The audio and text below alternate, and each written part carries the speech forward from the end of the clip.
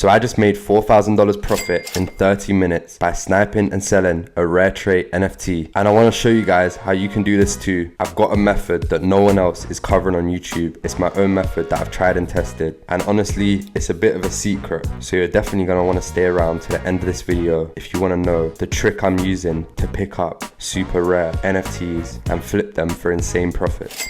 And by the way, nothing in this video should be taken as financial advice, but let's get straight into this right now.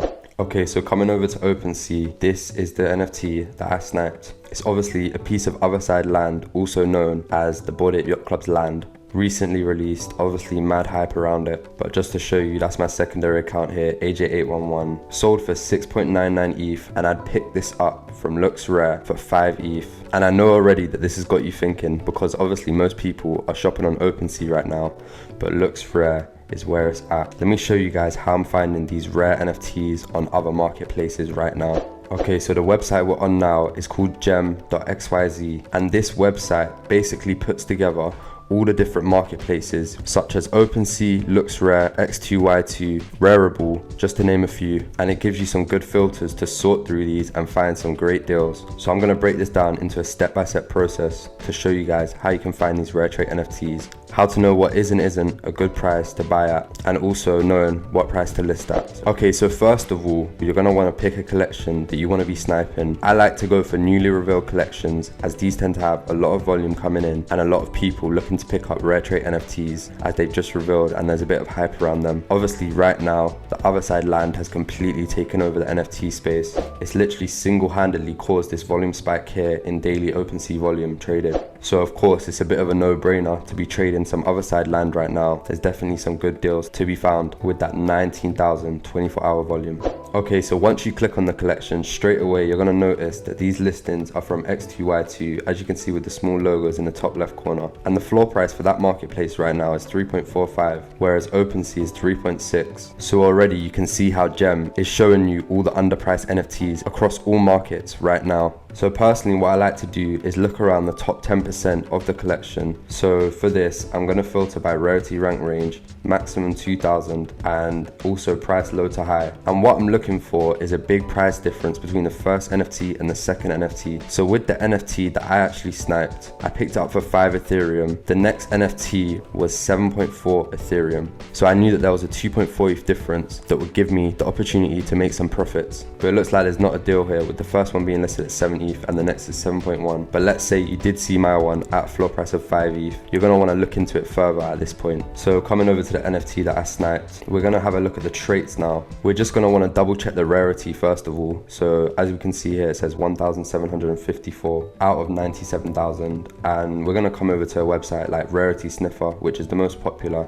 And as we can see, I've already got it up, but it's ranked 1538. So not too much difference in that, around 200 rank difference. So this is obviously a rare NFT in the first few thousands of rarity and top 10%. But that's not enough for you to have full conviction in buying this NFT. You're going to want to look at the traits as well, and specifically the rarest trait for this NFT. So scrolling down, as we can see here, we've got a 0.05% trait, the Sporosite Western Resource. And what we're going to want to do is find out the floor price for that trait. So coming over to OpenSea now and scrolling down to Western Resource and filtering by Sporosite, we can see that as of now, the cheapest NFT with a Sporosite is 9 ETH. So once again, this is going to tick another box. Your NFT is below the floor price, both by rarity and trait, so it's definitely looking like a good deal. The final check you want to do is actually coming over to a tool such as NFT Nerds to monitor the volume for the specific rarity and trait for this NFT. So here we can filter by max rank of 2,000, and we can see that the floor on this is obviously 7 ETH. I don't think all the metadata has been fetched for this, so it's not just showing me the ranks under 2,000 that have sold, it's showing these question marks as well because they don't know the rarity. But we can still scroll through and see this one